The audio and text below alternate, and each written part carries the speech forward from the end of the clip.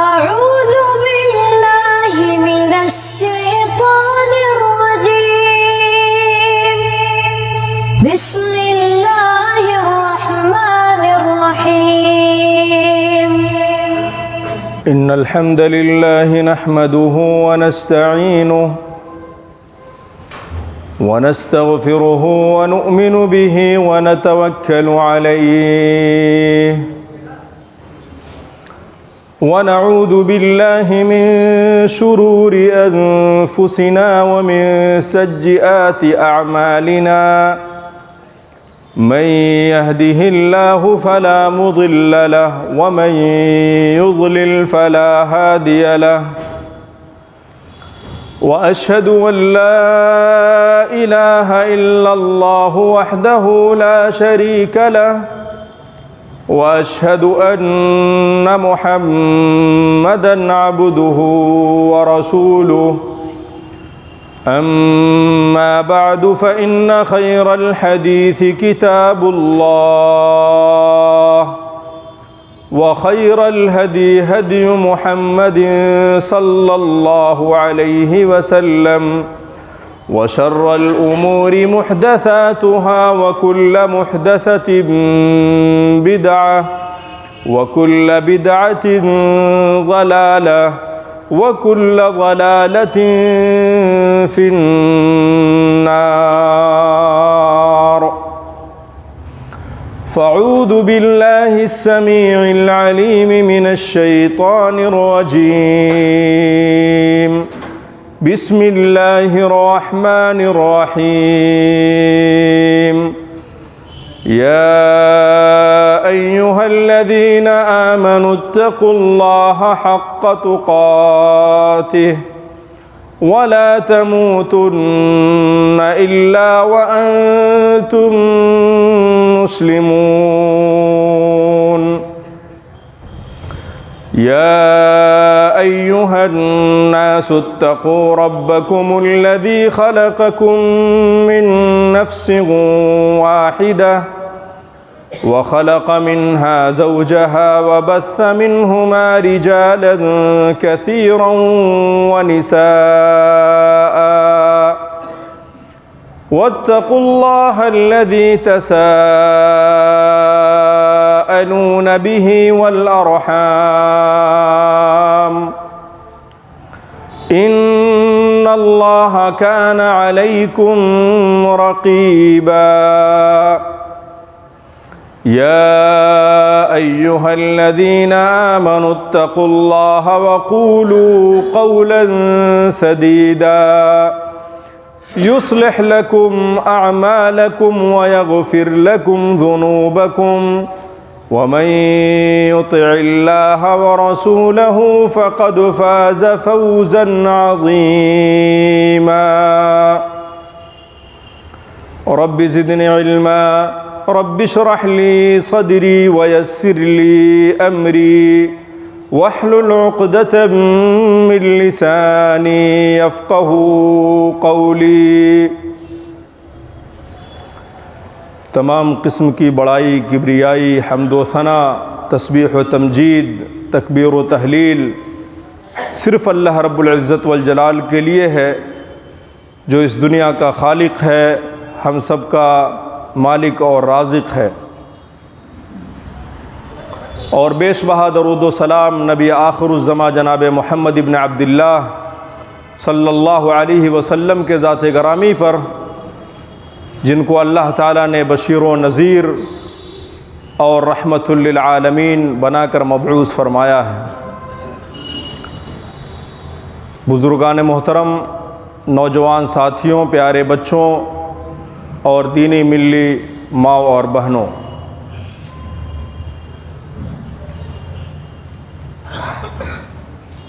انسانوں کے بہت سارے ایسے اعمال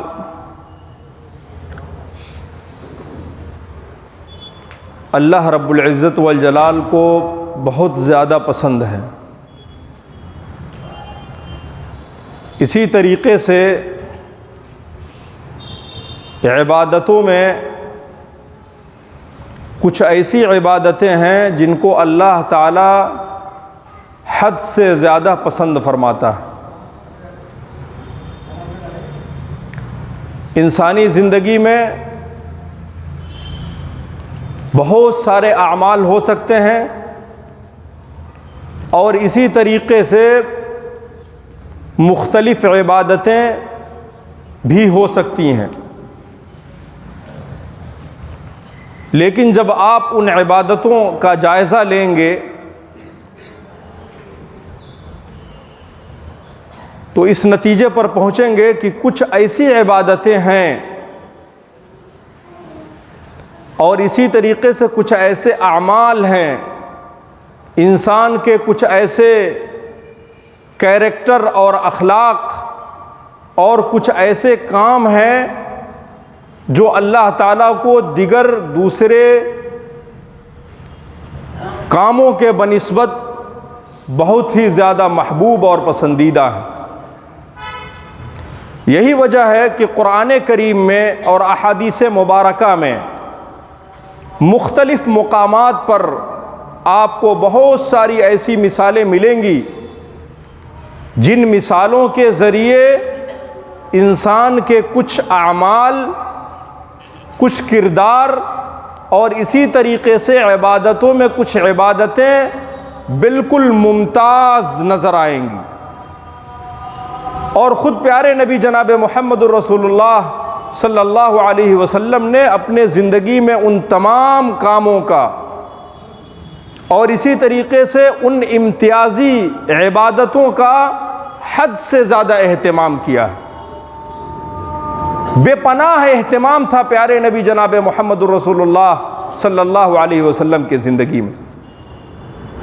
انسانی زندگی میں بہت سارے کام ہو سکتے ہیں، انہی کاموں میں سے ایک کام رونا ہے، آنکھوں سے آنسو بہانا۔ یہ کاموں میں سے ایک ایسا کام ہے جو اللہ تعالیٰ کو بہت ہی زیادہ محبوب اور بہت ہی زیادہ پسندیدہ ہے، اور اللہ تعالیٰ نے اس کا تذکرہ قرآن کریم میں مختلف مقامات پر بڑے واضح انداز سے کیا ہے۔ چنانچہ انسان کا یہ عمل، ایک انسان کی یہ ادا اللہ تعالیٰ کو بہت ہی زیادہ پسند ہے، اور اتنی زیادہ پسند ہے، اتنی زیادہ پسند ہے کہ آنکھوں سے جاری ہونے والے ان قطرات کے وجہ سے، بلکہ یہ کہا جائے کہ ایک قطرے کے وجہ سے اللہ تعالیٰ اس انسان کی پوری زندگی کو بدل دیتا ہے۔ اتنی زیادہ تاثیر ہے ان قطرات کے اندر جو خشیت الہی کے وجہ سے انسانوں کے آنکھ سے جاری ہوتے ہیں، بڑی قدر و قیمت ہے۔ اور اللہ کے رسول صلی اللہ علیہ وسلم جیسا عظیم انسان، آپ ان کی پوری زندگی آپ دیکھیں، پیدائش سے لے کے وفات تک اللہ کے رسول صلی اللہ علیہ وسلم کی زندگی میں اس عمل کا کتنا اہتمام تھا۔ رونے کے لیے خصوصی وقت نکالتے تھے اور ان اوقات میں اپنے رب سے بات کرتے تھے، گفتگو کرتے تھے، اور اپنے رب کے سامنے اپنی خواہشات کو، اپنے دل کی تمناؤں کو، آرزوؤں کو رکھتے تھے۔ اسی طریقے سے عبادتوں میں سب سے بڑا مقام جس عبادت کو حاصل ہے وہ عبادت دعا ہے، اور جب یہ دعا ان آنسوؤں سے جڑ جاتا، اس کی اہمیت بہت زیادہ بڑھ جاتی ہے، پھر اس کا کوئی مقابلہ نہیں، اس کی کوئی مثال نہیں۔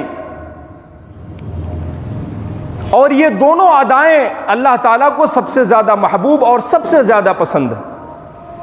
قرآن کریم جب آپ پڑھیں گے تو اللہ رب العزت والجلال انسانوں کو مخاطب کرتے ہوئے ارشاد فرماتا ہے کہ یا ایھا الناس انتم الفقراء الی اللہ واللہ هو الغنی الحمید۔ لوگوں تم سب کے سب اللہ تعالیٰ کے محتاج ہو، تم سب کے سب اللہ تعالیٰ کی ذات کے ضرورت مند ہو،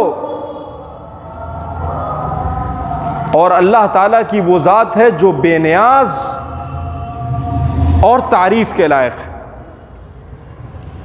وہی ایک ذات ہے جو بے نیاز ہے، بقیہ اس کے علاوہ دنیا میں کوئی ایسی ذات نہیں ہے جو بے نیاز ہو۔ اور انسانوں کے بارے میں بتایا کہ تم بے نیاز نہیں ہو سکتے مجھ سے، تم میرے محتاج ہو، اللہ تعالیٰ کے محتاج ہو، اور یہ محتاجگی ہمیشہ باقی رہے گی۔ اسی لیے اللہ کے رسول صلی اللہ علیہ وسلم نے اس طرز عمل کو، جس کو ہم دعا کہتے ہیں، یا اسی طریقے سے جس طریقے سے اللہ کے خوف اور اس کی خشیت کے وجہ سے ہمارے آنکھوں سے آنسوؤں کا سیل رواں جاری ہوتا، اس پورے طرز عمل کا تذکرہ فرمایا ہے۔ اور احادیث مبارکہ میں اللہ تعالیٰ پیارے نبی صلی اللہ علیہ وسلم نے اس دعا کے بارے میں یہاں تک بیان فرمایا، کہا کہ الدعاء هو العبادہ، سب سے آخری چیز، اب اس کے بعد کوئی چیز نہیں ہے، کہا کہ دعا ہی اصل عبادت۔ اور پھر حدیث میں آتا ہے کہ اللہ کے رسول صلی اللہ علیہ وسلم نے اس جملے کے بعد، حدیث کے اس ٹکڑے کے بعد قرآن کریم کی آیت کریمہ تلاوت فرمائی، وقال ربکم ادعونی استجب لکم ان الذین یستکبرون عن عبادتی سیدخلون جہنم داخرین۔ پیارے نبی صلی اللہ علیہ وسلم، آپ لوگوں کو بتا دیجئے کہ تمہارے رب کا حکم یہ ہے کہ تم مجھ سے پکارو، مجھ سے دعا مانگو، استجب لکم، میں تمہاری دعاؤں کو قبول کروں گا۔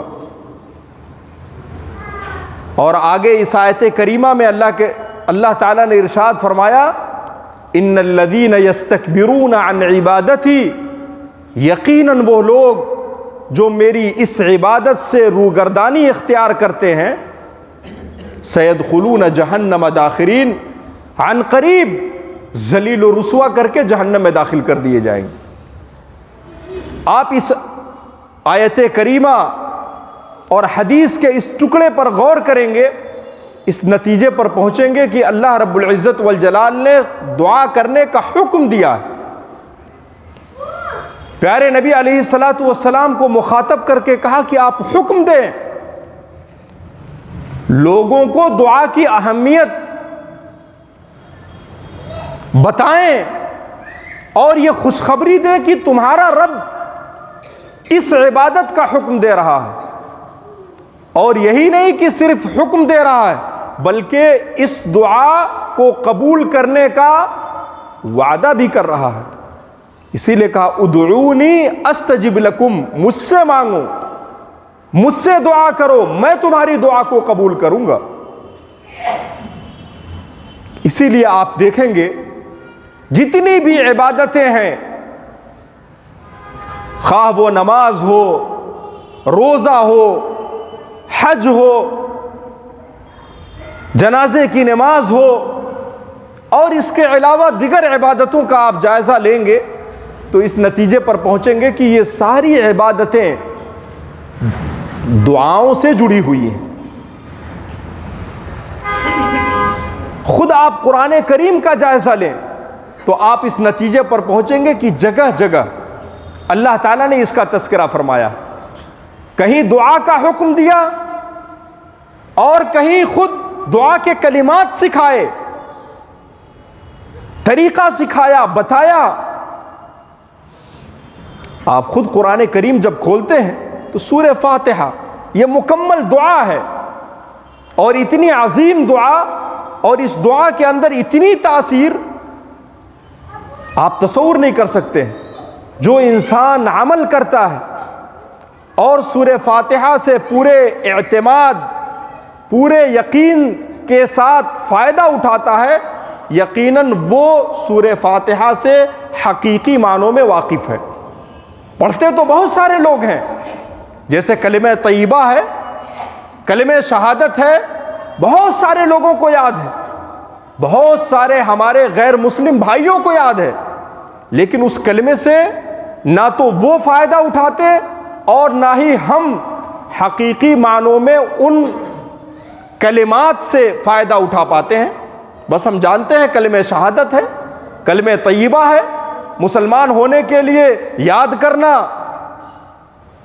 اس پر ایمان لانا یہ کافی ہے، لیکن ہم کلمہ شہادت، کلمہ طیبہ کے معانی سے، اس کے مفاہیم سے اور اس کے مقتضیات اور اس کے متطلبات سے ہم واقف نہیں ہیں، اس لیے ہم اس طریقے سے فائدہ نہیں اٹھا پاتے جس طریقے سے ایک انسان کلمہ شہادت، کلمہ توحید، کلمہ طیبہ کے باریکیوں سے واقف ہے۔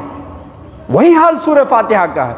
ابھی ہم لوگ نماز پڑھیں گے، ہر آدمی امام سے لے کے آخری صف کے آخری آدمی تک ہر آدمی سورہ فاتحہ پڑھتا ہے، لیکن کیا سورہ فاتحہ سے وہ اس طریقے سے مستفید ہوتا جس طریقے سے صحابہ کرام کے زندگی میں سورہ فاتحہ کا اہتمام تھا؟ سورہ فاتحہ سے فائدہ اٹھاتے، اس سے دم کرتے، بہت ساری بیماریوں کا حل سورہ فاتحہ سے تلاش کرتے،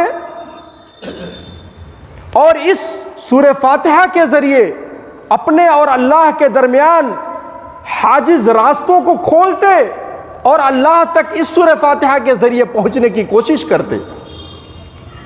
اس سورہ فاتحہ کے اندر یہ تاثیر، یہ کیا ہے؟ یہ مکمل دعا ہے سورہ فاتحہ۔ اور اسی طریقے سے آپ آگے بڑھتے جائیں اور آخری سورتوں پر نظر دوڑائیں، کیا ہے یہ؟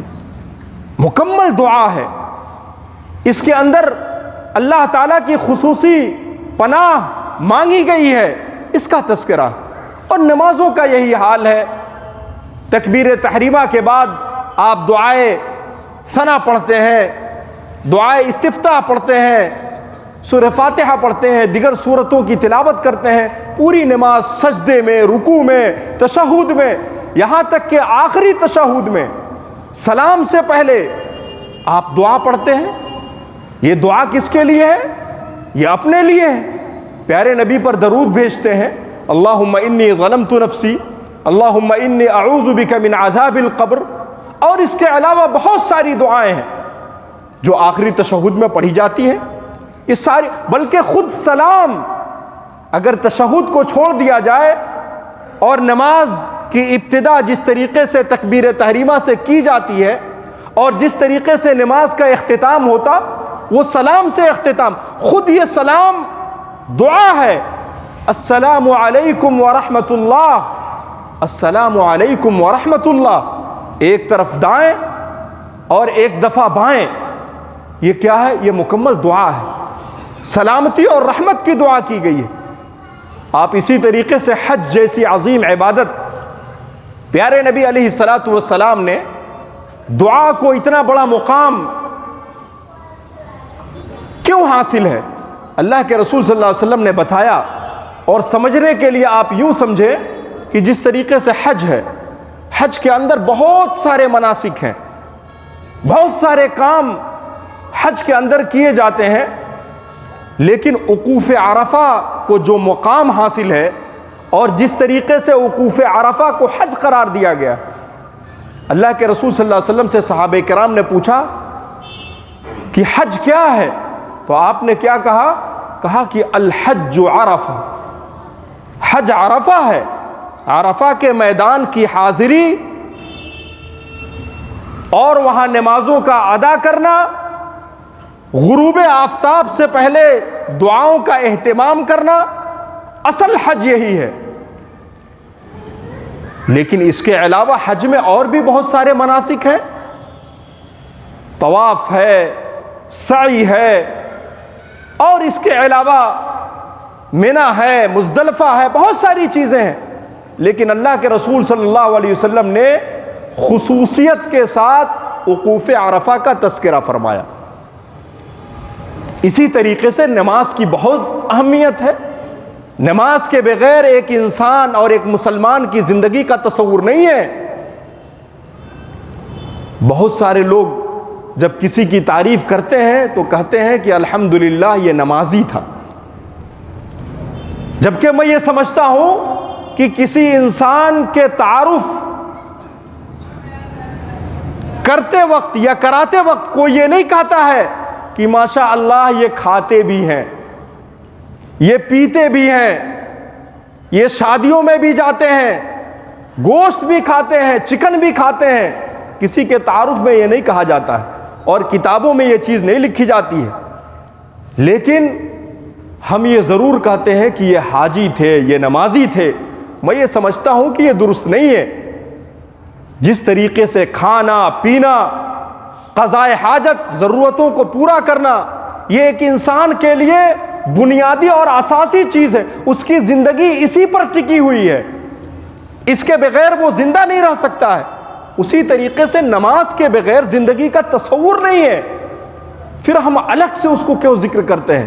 ہم وہ تہجد گزار ہے، اس کا تذکرہ کیا جا سکتا ہے، لیکن نمازی ہے، پنج وقتہ نمازی ہے، اس کا مطلب یہ ہے کہ مسلمانوں کے ہاں پنجگانہ نماز کا اہتمام نہیں ہے، اس لیے خصوصیت کے ساتھ اس کے بایو ڈاٹا میں اس کا تذکرہ کیا جاتا۔ یہ صرف بر صغیر میں ہمارے ہاں اس طرح کی چیزیں ہیں، دوسروں کے ہاں اس کا اہتمام عملی طور پہ موجود ہے، اس انداز سے موجود نہیں ہے جیسے ہم لوگ تذکرہ کرتے ہیں۔ چونکہ نماز یہ جڑی ہوئی چیز ہے، آپ گھر سے باہر نکلتے ہیں، آپ ننگے نہیں نکل سکتے ہیں، زلزلہ آ جائے، اللہ نہ کرے آگ لگ جائے، بڑی سے بڑی مصیبت آ جائے، انسان کیا کرتا ہے؟ اس پریشانی کے عالم میں بھی اگر اس کے جسم پہ کپڑے نہ ہو تو ایسے وحشت اور ایسی ظلمت اور تاریکی میں بھی سب سے پہلے کپڑا ڈھونڈتا ہے تاکہ میں اسے باندھوں اور پھر نکلوں۔ نماز کے بارے میں یہ کیوں نہیں ہے بھائی؟ سارے کام کر لینے کے بعد اگر وقت بچے تو نماز پڑھ لیا جائے گا، نہیں تو بعد میں بھی پڑھا جا سکتا ہے، اور جو نمازوں کو مؤخر کرتا ہے وہ نمازوں کو اپنی زندگی میں ادا نہیں کرتا۔ اسی لیے نماز کے بارے میں کہا گیا ہے کہ الصلاۃ لوقتھا، نماز اپنے اوقات میں فرض ہے، اگر وقت ختم اس کی فرضیت ختم ہو گئی۔ اسی لیے کہا گیا، فقہا کا یہ کہنا ہے کہ بغیر کسی عذر شرعی کے ان نمازوں کو وقت نکل جانے کے بعد جس کو ہم قضا کہتے ہیں یہ جائز اور درست نہیں ہے۔ بغیر کسی عذر شرعی کے ظہر کی نماز عصر کے وقت میں آپ ادا نہیں کر سکتے۔ اس سے پتہ یہ چلتا ہے کہ اس کا اہتمام ہونا چاہیے، یہ اہتمام صرف کہنے کے لیے نہیں بلکہ عملی طور پہ ہونا چاہیے۔ پیارے نبی علیہ الصلوۃ والسلام نماز جیسی چیز کا تذکرہ نہیں کیا، بلکہ کیا کہا کہ الدعاء هو العبادہ، اصل عبادت دعا ہے، کیونکہ یہ دعا خود نماز کے اندر موجود ہے، خود قرآن کے اندر موجود ہے، خود پیارے نبی کے فرمان کے اندر موجود ہے، اور بے پناہ اہتمام ہے اس دعا کا۔ اسی لیے ایک حدیث میں آتا ہے، اللہ کے رسول صلی اللہ علیہ وسلم نے کہا کہ الدعاء مخ العبادہ، عبادتوں کا گودا اور مغز یہ دعا ہے۔ اور ایک تیسری حدیث میں آتا ہے کہ افضل العبادت الدعاء، دعا، عبادتوں میں سب سے افضل عبادت کیا ہے؟ دعا ہے۔ اور یہ دعا جب آنکھوں کے قطرات سے جڑ جاتے ہیں، مل جاتے ہیں، اور یہ قطرات انسان کے دل سے منسلک ہو جاتے ہیں، جڑ جاتے ہیں، تو پھر اس کا کوئی جواب نہیں۔ کیوں اللہ کے رسول صلی اللہ علیہ وسلم نے کہا؟ کیوں کہا پیارے نبی نے اتقی دعوت المظلوم فإنه ليس بينه وبين الله حجاب؟ پیارے نبی نے کیوں کہا کہ مظلوم کی بد دعا سے بچو؟ کیوں کہا؟ آپ نے غور کیا کبھی؟ آپ نے یہ نہیں کہا کہ مسلمان مظلوم سے، بلکہ دنیا میں جو بھی مظلوم ہو، جس پہ بھی ظلم کیا جائے، خواہ وہ کسی بھی دین، کسی بھی مذہب کا ماننے والا ہو، خواہ وہ انسان ہو یا حیوان ہو، چرند پرند ہو، پیارے نبی نے کہا اتقی دعوت المظلوم مظلوم کی بد دعا سے، اس کی آہ سے بچو۔ کیوں؟ اس لیے کہ اس کے اور اللہ کے درمیان کوئی پردہ حائل نہیں ہوتا۔ ایک انسان پریشان ہوتا ہے اور اس پریشانی کے عالم میں اس کے آنکھوں سے جو قطرات گرتے ہیں، اللہ تعالیٰ کو یہ سب سے زیادہ محبوب اور سب سے زیادہ پسندیدہ۔ اور ایک حدیث میں اللہ کے رسول صلی اللہ علیہ وسلم نے کہا لیس شیء اکرم علی اللہ الدعاء، کہا اللہ تعالیٰ کو دعا سے زیادہ کوئی اور چیز پسند نہیں ہے۔ اپنے بندوں سے وہ یہ چاہتا ہے کہ ہمارے سامنے آ کر جھکیں، اپنی فریادوں کو، اپنی امیدوں کو ہم سے وابستہ کریں اور ہم سے مانگیں، ہمارے سامنے سجدہ ریز ہو، اپنے ہاتھوں کو ہمارے سامنے اٹھائیں، اپنی ضرورتوں کو میرے سامنے پیش کریں اور میں ان تمام چیزوں کو پورا کرنے والا ہوں۔ یہ وعدہ، اسی لیے اللہ کے رسول صلی اللہ علیہ وسلم کی زندگی کا جائزہ لیں، سیرت طیبہ کا مطالعہ کریں، آپ اس نتیجے پر پہنچیں گے کہ کس طریقے سے صحابہ کرام نے، کس طریقے سے غیر مسلمین نے خود پیارے نبی کے زمانے میں قرآن کریم سے کس طریقے سے استفادہ کیا، کس طریقے سے تعلیم حاصل کی۔ اور یہ صرف مسلمانوں کا نہیں، غیر مسلمین نے بے شمار لمبی فہرست، بلکہ حبشہ کا وہ بادشاہ نجاشی جس کا آپ واقعہ بار بار سنتے ہیں، اس نے مسلمانوں سے کہا، اس کے پاس خبر پہنچی کہ یہ مسلمان حضرت مریم کو نہیں مانتے، حضرت عیسیٰ کو نہیں مانتے، چنانچہ بلایا اس نے مسلمانوں کو، اور مسلمانوں کی نمائندگی کرنے کے لیے حضرت جعفر طیار رضی اللہ تعالی عنہ گئے، انہوں نے نمائندگی کی اور نجاشی کے سوالات کا آپ نے جواب دیا۔ یہ کیا جوابات تھے، کیا سوالات تھے؟ یہ سوال کیا کہ مسلمان حضرت عیسیٰ کو نہیں مانتے، حضرت مریم کو نہیں مانتے، ان کے تعلق سے غلط نظریہ رکھتے ہیں، ان کا غلط عقیدہ ہے، ان ساری چیزیں۔ حضرت جعفر طیار نے کوئی جواب نہیں دیا، بلکہ قرآن کریم کی ایک سورت کا انتخاب کیا جس کو ہم سورہ مریم کہتے ہیں۔ چھوٹی سی سورت ہے لیکن بڑی تاثیر ہے اس سورت کے اندر۔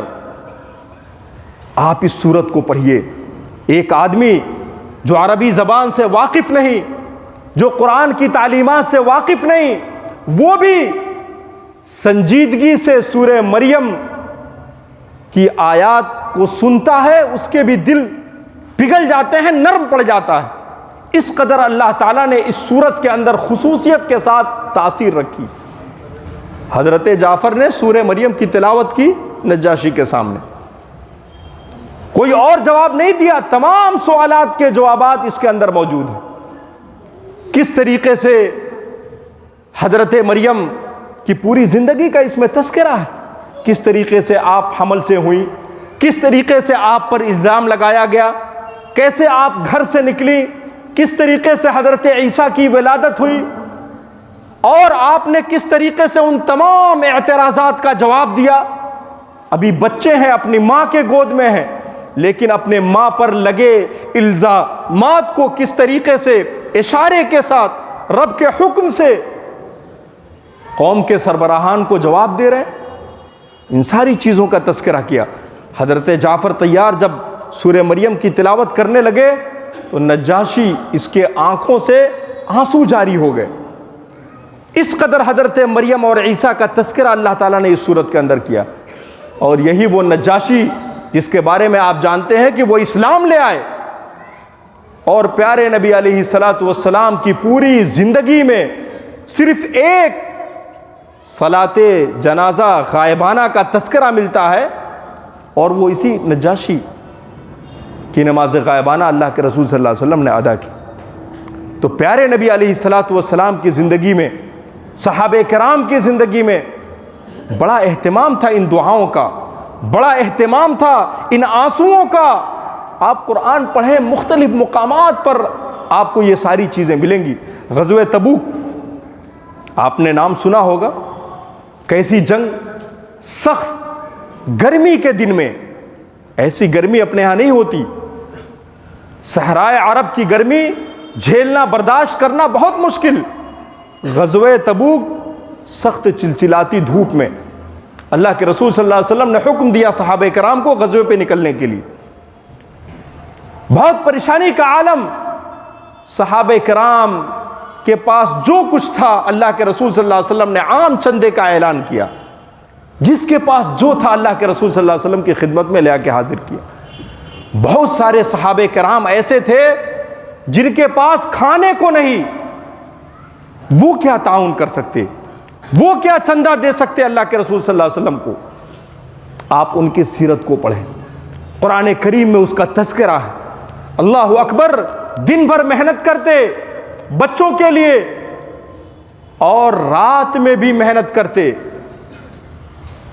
رات میں بھی محنت کرتے, اور اس محنت کے بدولت ایک مٹھی دو مٹھی جو گیہوں جو میسر ہوتا اس کو نہایت عاجزی کے ساتھ اللہ کے رسول صلی اللہ علیہ وسلم کی خدمت میں پیش کرتے, محنت کرتے اور اللہ کے رسول صلی اللہ علیہ وسلم کی خدمت میں پیش کرتے اور کہتے کہ آپ مجھے بھی اپنے ساتھ لے چلیں.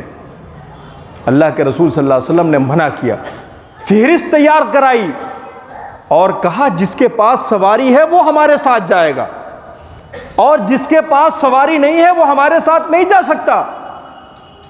صحابہ کرام کی ایک جماعت تھی جو پیچھے رہ گئی, کھانے کو کچھ نہیں, سواری تو بہت دور کی بات.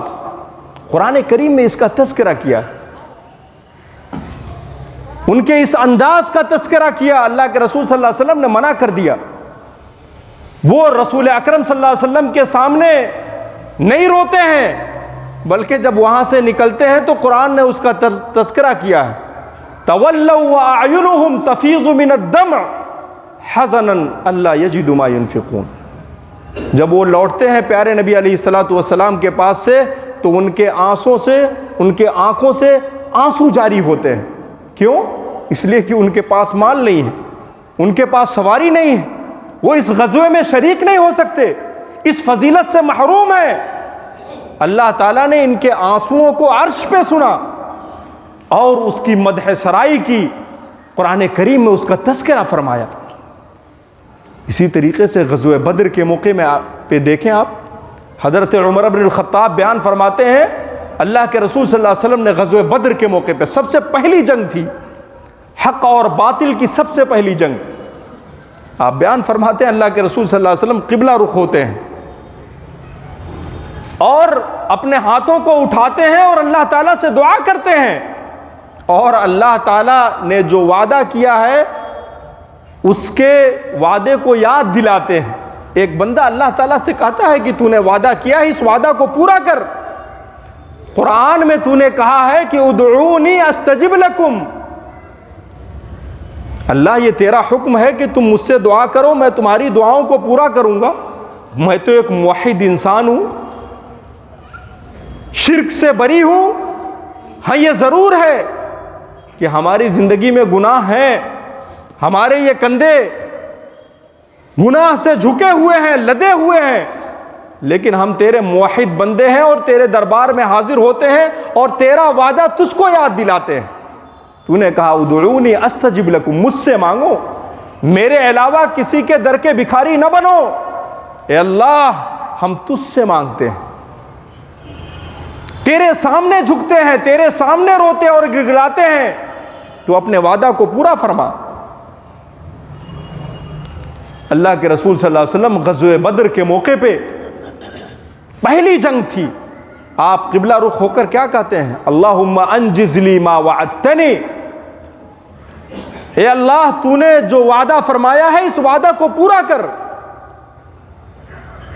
اللہم آتی ما وعدتنی, اے اللہ تو نے جو وعدہ فرمایا ہے اسے پورا کر.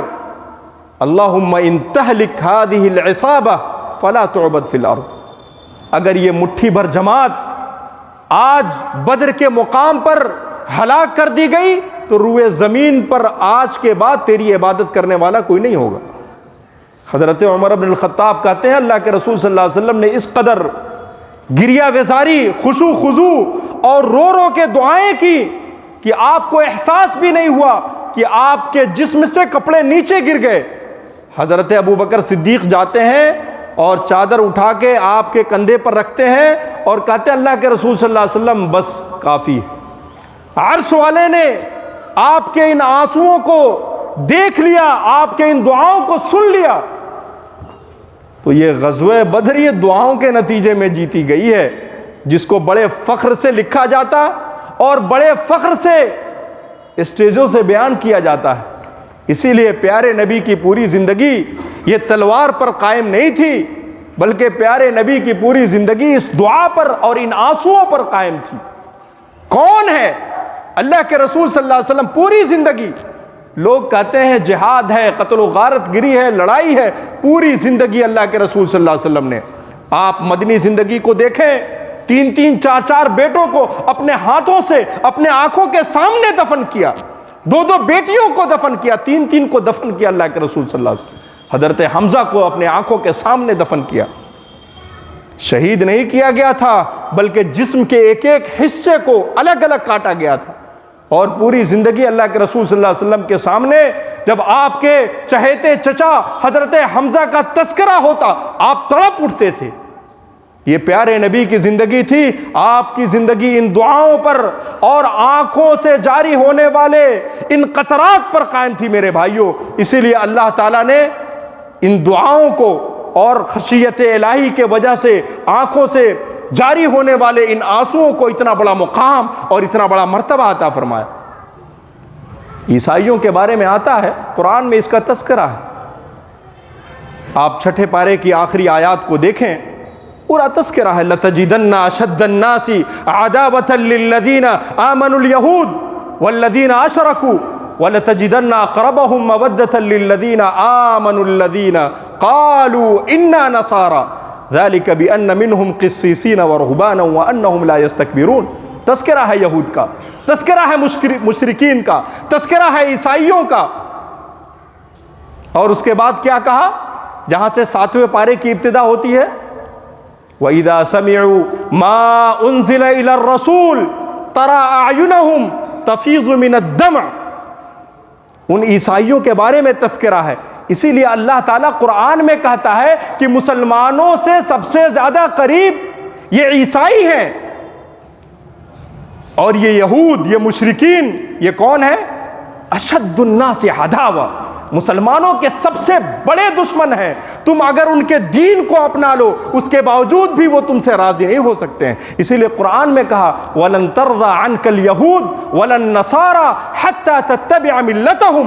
اگر تم ان کے دین کو اپنا لو، ان کے ملت کو اپنا لو، ان کے ہو جاؤ، ان کے خون میں، ان کے ثقافت اور ان کے تہذیب میں اگر تم اپنے پورے سماج کو ڈال دو، اس کے باوجود بھی وہ تمہارے وفادار نہیں ہو سکتے ہیں۔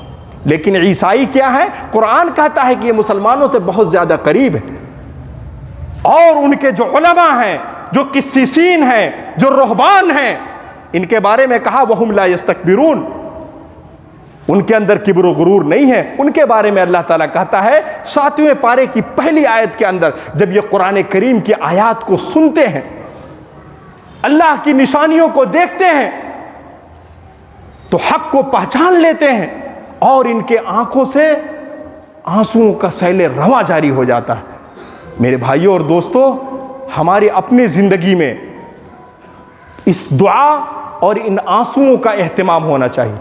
اللہ کے رسول صلی اللہ علیہ وسلم نے پوری زندگی ان آنسوؤں کو بہایا ہے، اللہ کے سامنے رویا ہے، گر گرایا ہے، اللہ کے سامنے حاضر ہو کر عاجزی و انکساری سے اپنی ضرورتوں کو رکھا ہے۔